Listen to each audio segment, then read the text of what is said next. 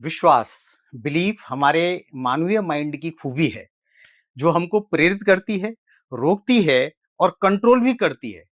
बिना विश्वास के हम अपना जीवन यापन नहीं कर सकते, चाहे हम कोई भी हैं, कहीं पर भी हैं, कुछ भी करते हैं। आज के वीडियो में भगवान, ईश्वर, खुदा, गॉड पर वैचारिक चिंतन को आगे बढ़ाते हुए विश्वास पर बात करेंगे। समझने की कोशिश करेंगे कि हमारे बिलीफ्स और हमारे बिलीफ सिस्टम्स कैसे बनते और इवॉल्व होते हैं और वो हमारे व्यक्तित्व, सामाजिक और पारिवारिक जीवन और स्वास्थ्य को कैसे असर करते हैं। इसमें बायोलॉजी और फिजियोलॉजी का क्या रोल है।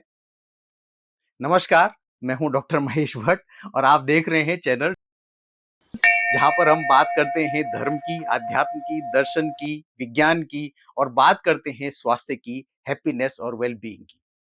आगे बढ़ने से पहले हमेशा की तरह एक गुजारिश कि यदि आपने अभी तक चैनल को सब्सक्राइब नहीं किया है तो सब्सक्राइब करके बेल आइकन पर क्लिक करके हमें अपना सहयोग दें। धन्यवाद।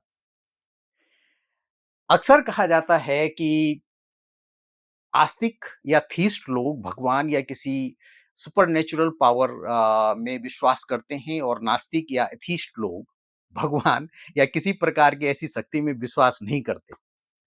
अब प्रश्न ये उठता है कि पहले तो ये कहना कि नास्तिक लोग विश्वास नहीं करते फैक्चुअली गलत है। वो इसलिए कि उनका भगवान या किसी ऐसी शक्ति में विश्वास न करना भी तो एक विश्वास है, क्योंकि भगवान को न तो उन्होंने देखा है जो उसमें विश्वास करते हैं और न ही उसमें विश्वास न करने वालों ने देखा है।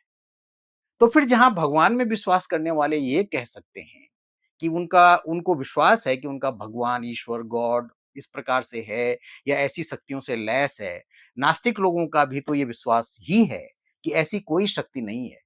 दोनों ही सूरतों में विश्वास तो दोनों ही कर रहे हैं। विश्वास प्रत्यक्ष या निर्णायक सबूत के बिना एक मानसिक दृष्टिकोण या दृढ़ विश्वास है कि कुछ सत्य वास्तविक या अस्तित्व में है। विश्वास व्यक्तिगत अनुभवों, सांस्कृतिक या धार्मिक शिक्षाओं, पालन पोषण, शिक्षा, अंतर्ज्ञान जिसको इंट्यूशन कहते हैं, या इन कारकों के संयोजन पर आधारित हो सकते हैं।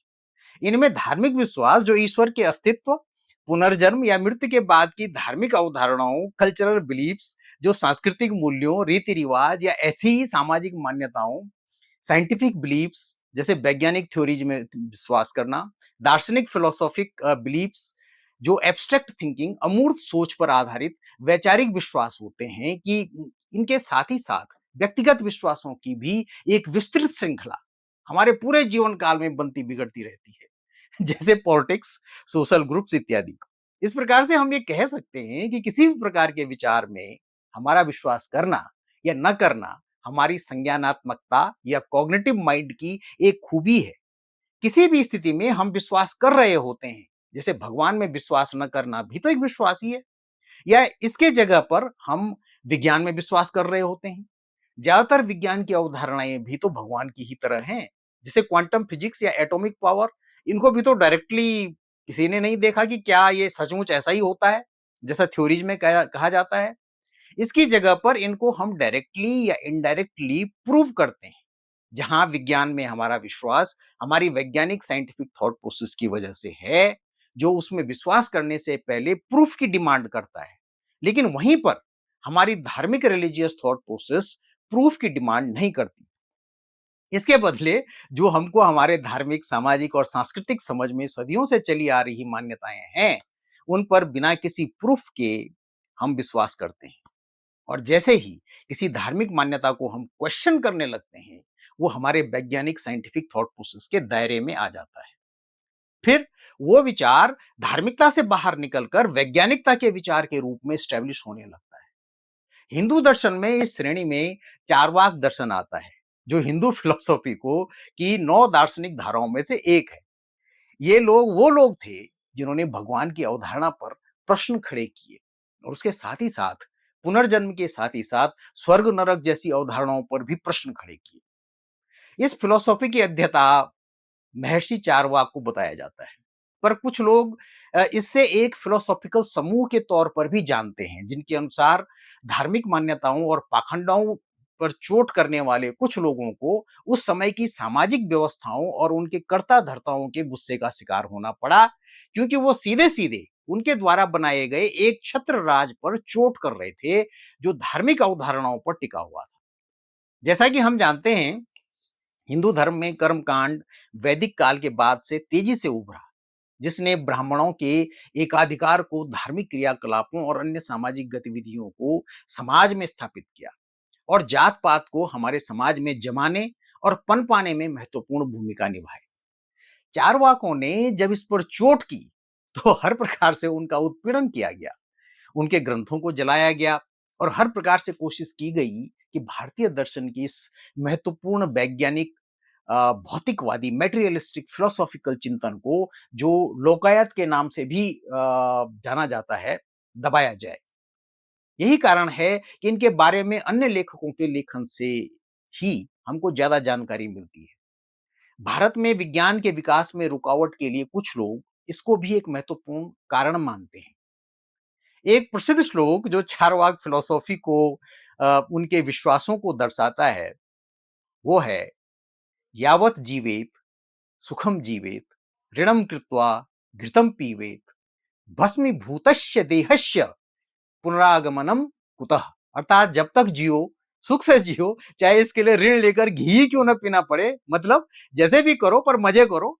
मजे करो, पैसे पैसे नहीं है तो कर्ज लेकर करो, पर मजे करो, क्योंकि मृत्यु के पश्चात जो देह भस्म हो चुकी है, उसका वापस आने का सवाल ही नहीं है।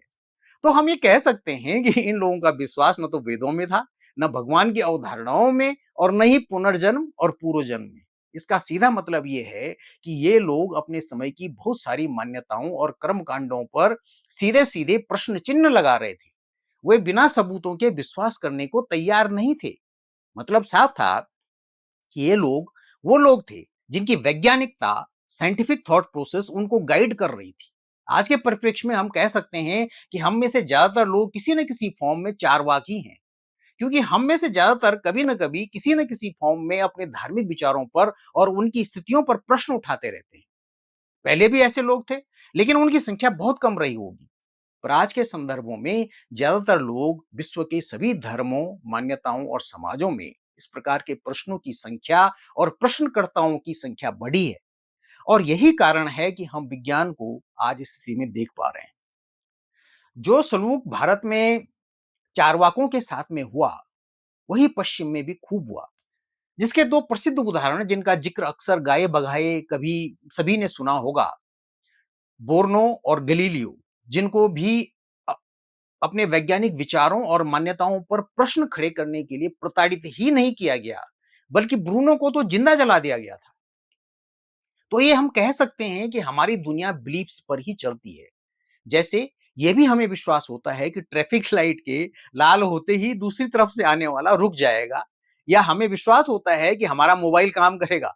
लेकिन कुछ विश्वास, जैसे भगवान, वेद, रिचुअल्स इत्यादि धार्मिक विचारों और अवधारणाओं पर जो विश्वास होता है, जहां हमारे लिए फायदेमंद हो सकते हैं, क्योंकि वो हमारे दिमाग के रिवार्ड सिस्टम को और प्लेसिबो इफेक्ट्स को ट्रिगर करते हैं, जिनका जिक्र हमने पिछले वीडियो में भी किया था। आप उस वीडियो को देख सकते हैं। इनका असर, जो प्लेसिबो इफेक्ट्स और इनका असर हमारे सामाजिक, मानसिक, शारीरिक स्वास्थ्य पर उल्टा भी हो सकता है।